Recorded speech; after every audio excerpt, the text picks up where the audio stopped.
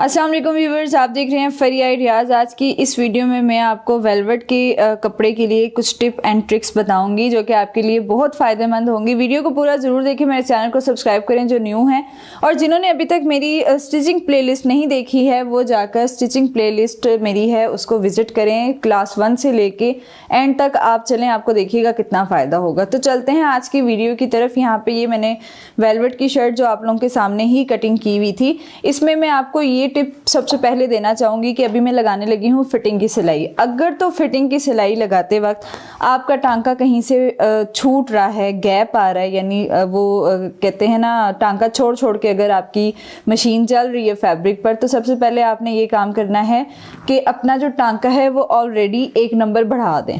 अगर आपको इशू आ रहा है तो अपना टांका 1 नंबर बड़ा कर दें। फिर भी अगर आपको प्रॉब्लम आ रहा है इस कपड़े में, फिर भी आपकी स्टिचिंग सही नहीं लग रही, ख़ास तौर पर वो लोग जो हाथ वाली मशीन यूज़ करते हैं, क्योंकि जो मोटर वाली मशीन होती है उसके नीचे से दंदाने काफ़ी हैवी ड्यूटी वाले होते हैं और वो काफ़ी अच्छा कपड़े को ग्रिप कर लेते हैं, जबकि हाथ वाली जो मशीन होती है उसके दंदानों में थोड़ा बहुत फ़र्क होता है। तो उनके लिए ख़ास ये वीडियो है। अगर उनको मसला हो रहा है, टांका थोड़ा सा पहले ही बड़ा कर लें, नहीं प्रॉब्लम सॉल्व हो रही, तो आपने क्या करना है, सुई के ऊपर या तो मोमबत्ती लगा लें, इस तरह से बस साथ ऐसे टच कर लें, थोड़ी थोड़ी देर बाद मोमबत्ती लगा लिया करें, या फिर अगर आपके पास वाइट कलर का चौक है तो आप उसको वो लगा लिया करें, फिर आपका टांका बिल्कुल सीक्वेंस से लगेगा। और इसके बाद भी अगर आपकी प्रॉब्लम सॉल्व नहीं हो रही है तो आपने अपना ये जो पाँव है इसको उतारना है। इस पाँव को आप अपनी मशीन से उतार के इसके नीचे आपने टेप लगानी है। ब्लैक टेप भी यूज़ कर सकते हैं, और वो जो छोटी वाइट टेप होती है वो नहीं यूज़ कर सकते, लेकिन आप ब्लैक टेप ज़रूर लगा सकते हैं, और किसी के घर अगर वो वाइट टेप है तो वो भी लगा सकते हैं। उससे भी आपके कपड़े की ग्रिप बहुत अच्छी रहेगी। तो इसके बाद एक और चीज़ जो मैं आपके साथ शेयर करूं, जब आप सिलाई लगाते हैं, देखें हाथ से इस्तेमाल करने वाली जो मशीन है, हाथ से जो लोग हाथ वाली मशीनों का इस्तेमाल करते हैं ख़ास तौर पर, वो देखिए अक्सर ऐसा होता है कि कपड़ा हम ये सेट कर रहे हैं तो हम कहीं ना कहीं से कपड़े को खींच देते हैं। आपने वेलवेट में तो ये काम बिल्कुल नहीं करना, अच्छी तरह से कपड़े को सेट करना है। ऐसे बिल्कुल एक ढीले हाथ से आपने इसकी सिलाई करनी है, बहुत दबाव नहीं डालना है इस पर, आपने ढीला हाथ रखना है और सिलाई शुरू करनी है। कपड़े को आपने बहुत ज़्यादा खींच के सीधा नहीं करना है, आपने बस ढीले हाथ की मदद से इस कपड़े को इधर और इधर बस इस तरह ढीला ढीला मूव करना है, और बहुत दबा के इसको नहीं पकड़ना, पीछे से भी नहीं खींचना, बस आप इसको चलते रहने देना मशीन को। और एक और बात कि मैंने आपको जैसे कि कटिंग के वक्त बयान की थी ये बात कि आपने बुर को एक ही साइड पे एक ही डायरेक्शन में रखना है। जब आपकी बुर एक ही डायरेक्शन में होगी तो फिर भी आपकी सिलाई में काफ़ी हद तक बेहतरी रहेगी। तो इसलिए इन चीज़ों का आपने शुरू से ही ख्याल रखना है।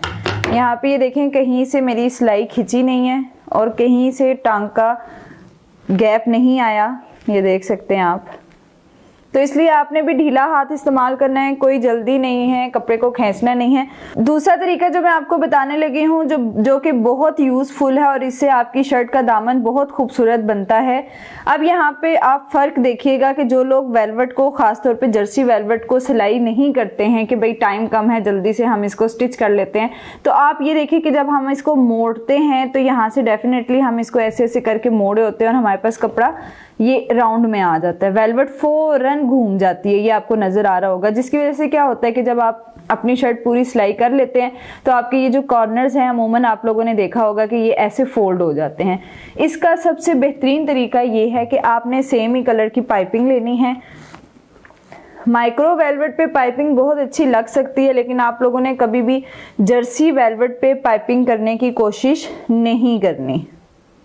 इसकी जो डोरी है वो बीच में से आप निकाल सकती हैं सारी। इसमें से ये देखें, मैंने इसकी ये जो डोरी है ये सारी ख़त्म कर दी है, निकाल दी है। अब आपने ये करना है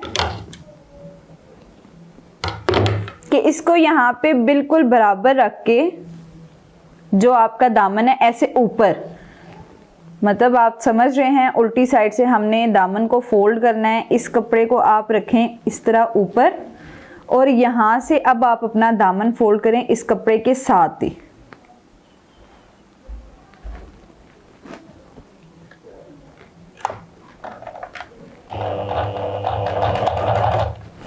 इससे ये फायदा होगा कि जब आपने ये कपड़ा पकड़ा होगा तो डेफिनेटली वो कपड़ा और तरह का है, तो हमारा ये देखें वेलवेट खिंच नहीं रही। अगर हम अकेले वेलवेट को पकड़ के राउंड करेंगे तो हमारी वेलवेट खींचेगी।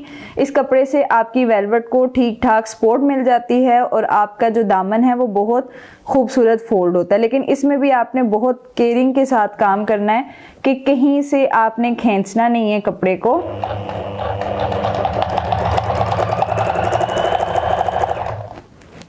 यहाँ से ये आप देख सकते हैं किसी किस्म का रेब नहीं आ रहा। ये अब मैं इसको फुल खींच रही हूँ। अगर ये मैंने अकेला फोल्ड किया होता ना तो फिर आप लोगों को भी अंदाजा है कि इसमें कितनी झोल आ जानी थी। ये देखें दामन फोल्ड हो चुका है, इसमें किसी किस्म की झोल, किसी किस्म की रेप, कोई फर्क नहीं पड़ा इसको सिलाई लगाने से, ये और बल्कि मजीद खूबसूरत तैयार हो चुका है ये। और अब आप इसको देखें, आप जितना मर्जी इसको खींच लें, इसमें झोल नहीं। अभी मैं यहाँ से आपको खड़ा करके दिखाती हूँ।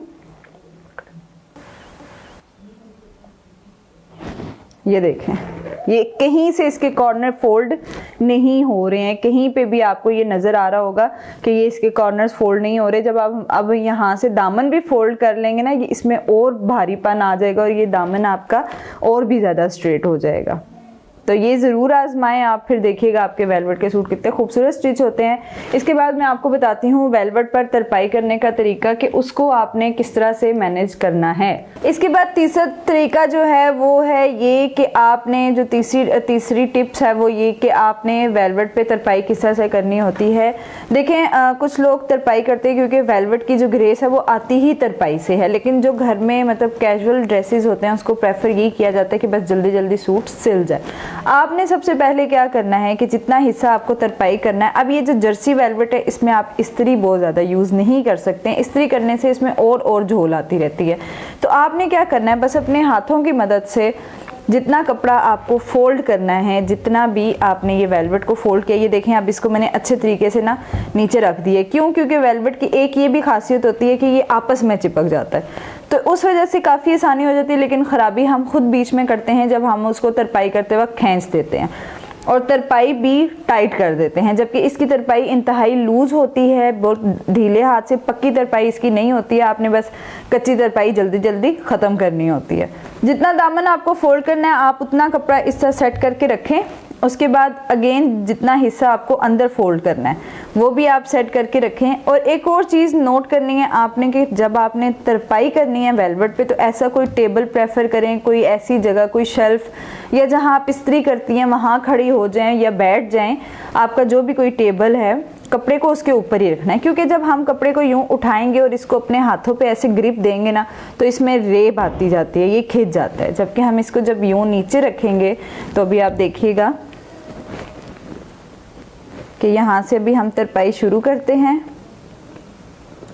जैसे कि मैंने आपको बताया कि इसमें आपने पक्की तरपाई नहीं करनी और बहुत ज़्यादा कंजस्टेड टांका नहीं उठाना और बहुत ज़्यादा खींचना नहीं है धागे को।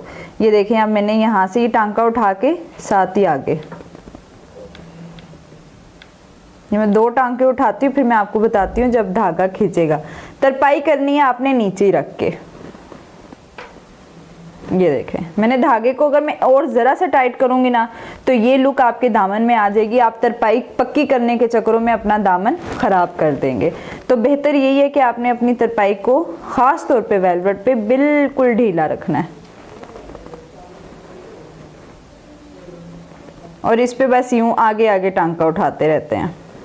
पक्की तरपाई नहीं करनी या किसी भी किस्म की तरपाई और चूज नहीं करनी, बेहतर यही वाली तरपाई है। और ये कुछ टांके उठाने के बाद आपने एक काम ये करना है कि अक्सर ऐसा होता है कि ढीली तरपाई जो है वो फौरन टूट जाती है, यानी अक्सर कपड़े धोते हुए, पहनते हुए, उतारते हुए तरपाई उतर जाती है। तो आप अगर ये चाहते हैं कि आपकी तरपाई जगह जगह से खुले ना, तो आपने एक ही धागे को आगे सीक्वेंस में लेकर नहीं चलना। आपने क्या करना है कि थोड़ा सा इतना सा कंप्लीट किया, फिर सिर्फ एक ऊपर वाले कपड़े में से आपने टांके को पक्का कर देना। लाजमी नहीं कि आप नीचे वाले को भी लें, आप इसको पक्का करें। इससे ये होगा कि आपकी तरपाइयाँ जल्दी फटती नहीं हैं, टूटती नहीं हैं, जगह जगह से खुलती नहीं है। फिर आप दोबारा से आगे तरपाई स्टार्ट करें और इतना ही हिस्सा छोड़ के फिर पक्का करें।